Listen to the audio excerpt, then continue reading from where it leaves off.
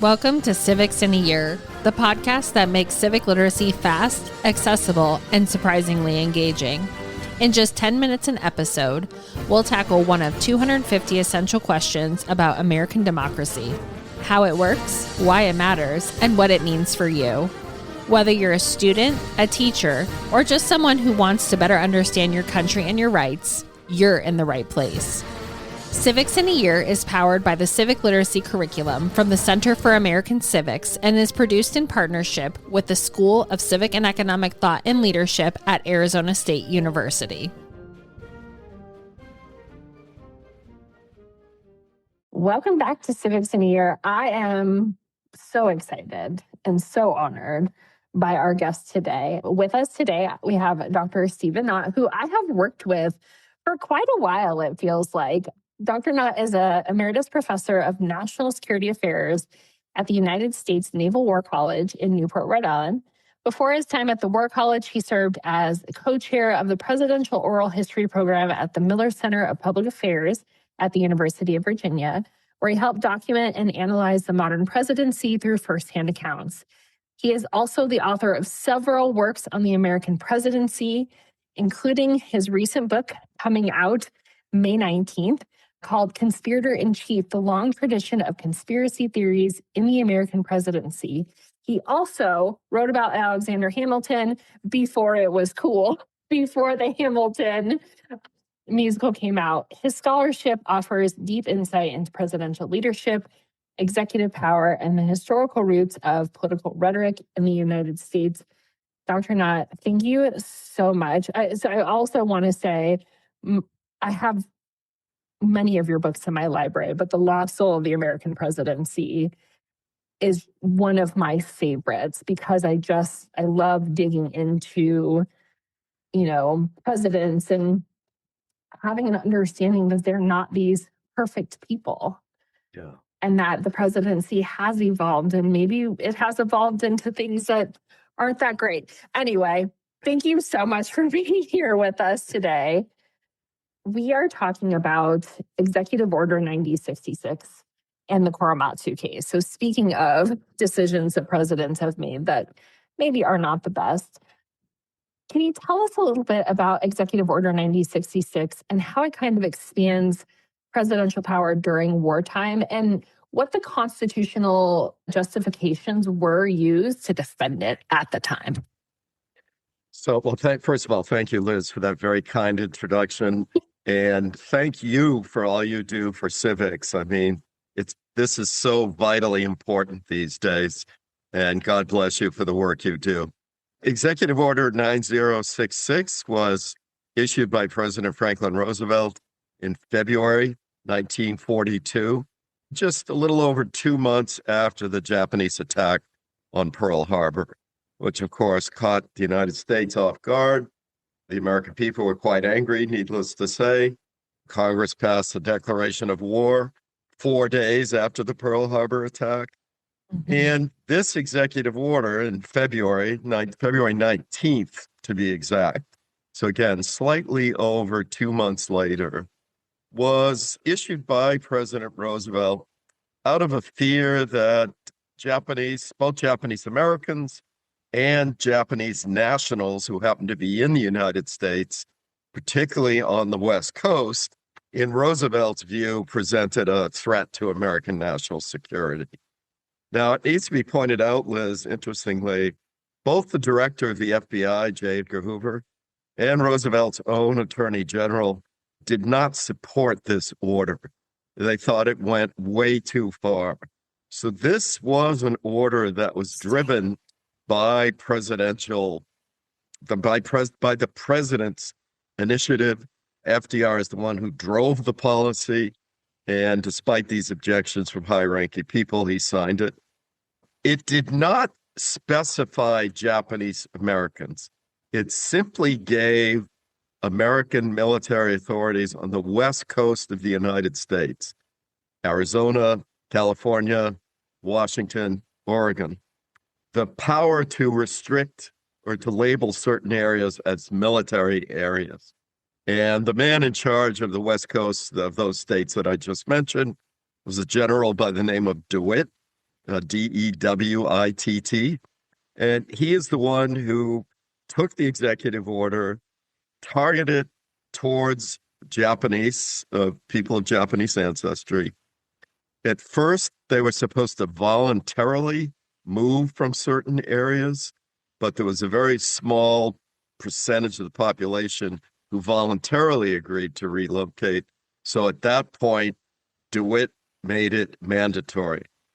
And the numbers of people we're talking about here are approximately 120,000. Of those 120,000 people, 70,000 were Japanese American citizens who were being deprived of due process, deprived of their property, relocated to these isolated locations for the duration of the war. It is not, as you said, one of the high points of American civil liberties, and I would think of it to a great extent as a real negative mark on Franklin Roosevelt's record. So in Korematsu versus the United States, how did the Supreme Court balance national security concerns with individual civil liberties? And what does that decision reveal about the court's role during crises? Yeah, it's a somewhat disappointing mark, I think, also for the Supreme Court. The case you referred to, Korematsu versus the United States, was decided in 1944 by the Supreme Court. And in a 6-3 vote, the court ruled in favor of Franklin Roosevelt, in favor of the administration's policy to issue this order and to relocate Japanese Americans. The court majority decided that they were not in a position to question the president's decision-making, even with the benefit of about 3 years of hindsight.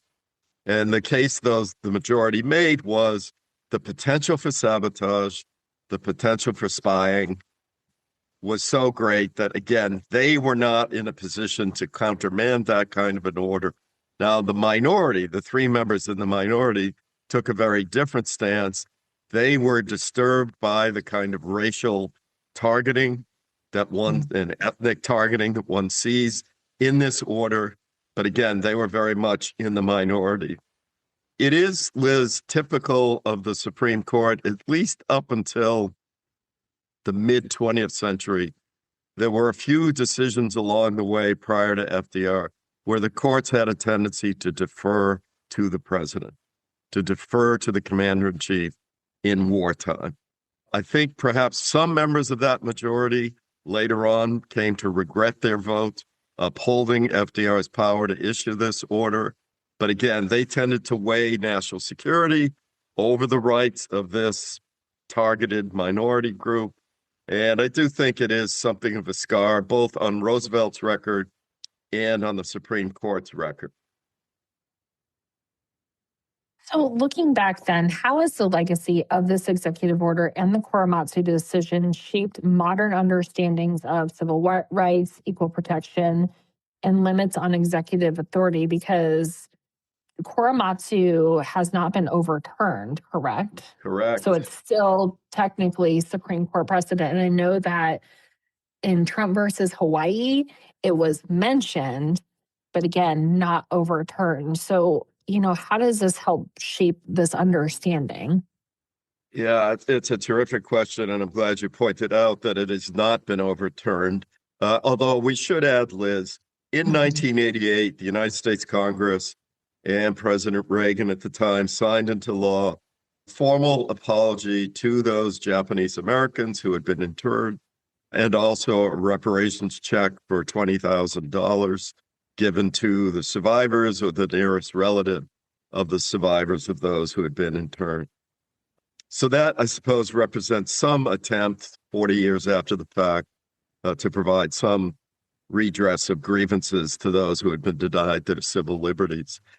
But yeah, I would say that at least in legal circles, there's still an overwhelming sense that that was a mistaken opinion, that it was a deference to executive power that was very much at odds with our tradition of trying to balance the need for security with the rights of due process. I think it's a decision that lacks a kind of credibility amongst most law professors Most judges, I would like to think that something like this would never happen again. And I will give you an example, Liz, perhaps to support what I just said. George W. Bush, in the immediate wake of 9/11, was pressured by some folks, particularly on the conservative spectrum, to implement some kind of internment policy for those Islamic Americans. And Bush rejected it out of hand. And the reason he rejected it, in part, was he had a member of his cabinet, Norman Mineta, who was his Secretary of Transportation. And Mineta, as a young man, a young boy, had been interned during the Second World War. And Bush made it flat out, he said it in cabinet meetings more than once, we're not going to do to Islamic Americans what we did to Norm's family. Bush, by the way, had a tendency to respond to those kind of personal stories. And we should add one other thing. Within a week of 9/11, Bush traveled to the largest mosque in Washington, D.C., put his arm around the local imam, and flat out said to the American public, these are our fellow citizens. We are going to respect their rights, their civil liberties, and we're not going to repeat the mistakes of the past. So I'd like to hope, even though the case has not been overturned, that we have learned something from it and it would not happen again. But I'm also somewhat jaded enough to know that there's always that possibility. Whenever people are scared, the desire to sort of lash out at unpopular groups really comes to the fore. That's so interesting. I had never heard that about President Bush. And I'm glad you brought up the apology too and the reparations check. It's, and I know that the Korematsu Institute does a lot of work to talk about civil liberties and, really bringing that case to light. So Dr. Knott, thank you so much for running through both the executive order and Korematsu. And for those listeners, Dr. Knott is also going to come back and do one on what was just mentioned on George W. Bush and 9/11. So make sure you tune in for that. Dr. Knott, thank you so much. Thank you, Liz. Thanks for joining us on another episode of Civics in a Year. If you enjoyed this episode, be sure to subscribe and share it with someone who cares about a constitutional republic as much as you do. For more episodes, resources, and updates, follow us on social media or visit us at civics.asu.edu. Make sure to check out the show notes for any relevant links. Special thanks to the United States Marine Band for their performance of the Stars and Stripes Forever. Let's keep building a stronger constitutional republic, one episode at a time.